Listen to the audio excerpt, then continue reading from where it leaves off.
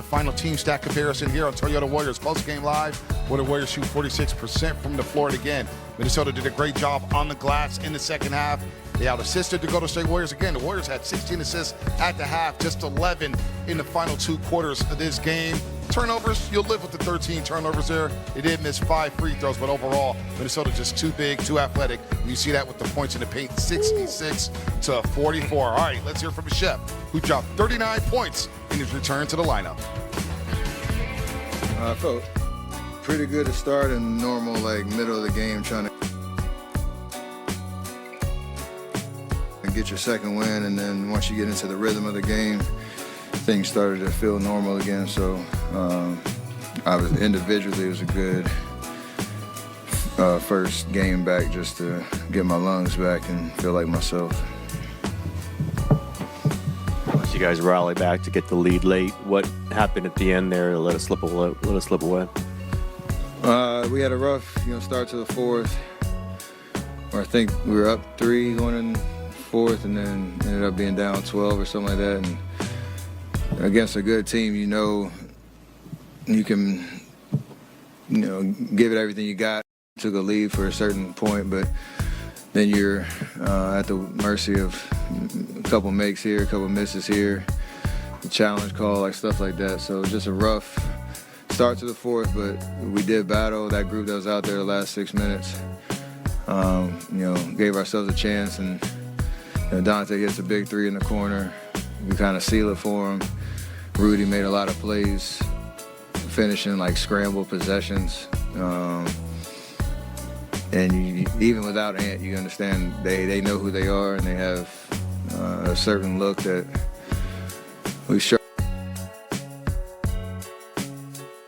And Randall had big numbers.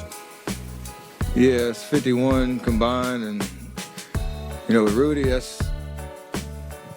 you can try to keep a body on him and kind of take him out of the offense at times, just because if we do have size, and I think he made his presence felt. Obviously, driving lanes, he was getting offensive rebounds, he was getting those little drop down passes, and everything at the rim. So 24 and 14, Draymond and Al understand how to make their impact, make their presence felt against him, but we didn't have them. We had to figure out a way to get it done, but we just didn't. All right, Steph, you had half your team's points in the fourth quarter, 14 of them. When they go on that 14-0 run to go up by 12, did you kind of maybe say to yourself, I need to take over the game at this point, get your team back in it? You want to be aggressive. Yeah, internal conversation. I think we're going to score 5 points up until 7 minutes or something like that in the fourth. And then, you shoot the shots that you think you can make. We got the ball moving in transition a little bit more, which helps. You're not playing against a set defense. And it just wasn't enough, obviously. So there's a lot of good out there tonight, but obviously not enough to win. Steph, your 2-point shooting percentage this year has gone up significantly from last year, 8 for 13 tonight. You've also gotten on the line a lot more this year. Why do you think that is? I think over the course of my career, I try to have a good balance of allowing the 3 to be a threat so I can get into the paint. It's not like I'm jumping over anybody, so you got to be crafty and all that, but just trying to see lanes to drive, get it on the rim with some touch and hope it goes in. But you have to use a 3-point as a threat, and the ball screens and people closing out to you and all that type of stuff to get in the paint. Something I like to do. Steph, what does a night where you take 28 field goal attempts feel like on your body, especially as you're coming back from injury? The attempts aren't really a thing that wears you out. It's more if you're on ball a lot and pick and roll and stuff like that, how much you're running off ball as well. And so that middle of the game was, when you're doing rehab and all that, it's usually a sustained kind of session, how long you're out there on the court. And then you got long timeouts, halftime and all that, so you're kind of coming up and down your rest periods during the game. So I was just trying to get back to the rhythm of that.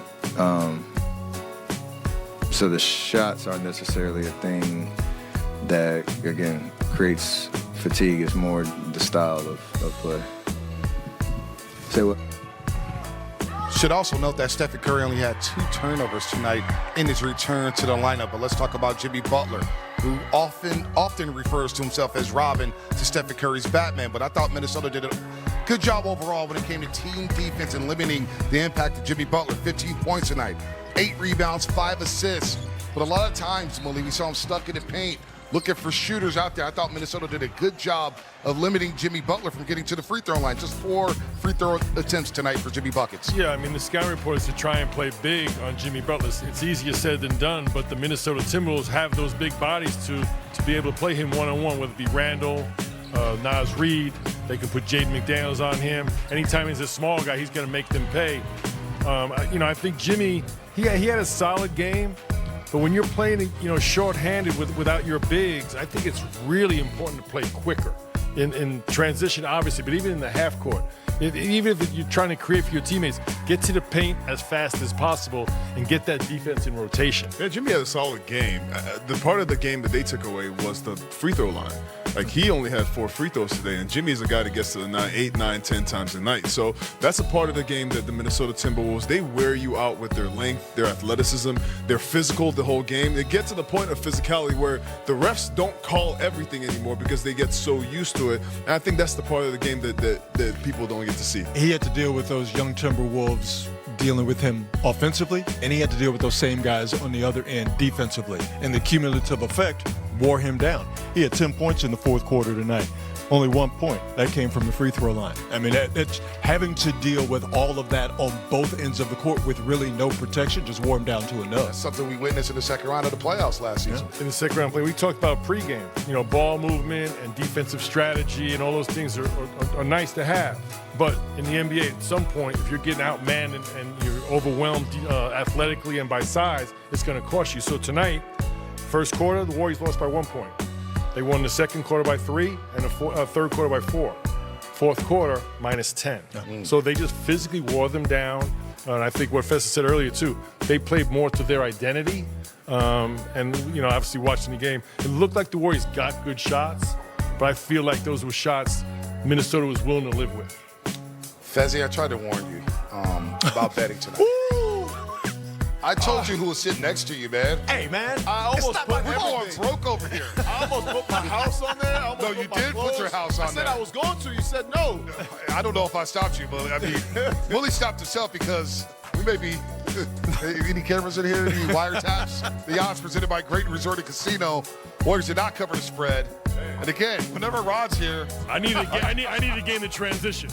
I'll be ready Sunday. I don't know about that, but Rod he'll be doing Niner stuff. So we may have maybe chance. I'm sorry. I get no credit for the Niners win, and I get all of the blame for the Warriors' losses. All right, we got Steve Kerr coming. Let's see how it is. Then we got Steve Kerr coming up. Will he help?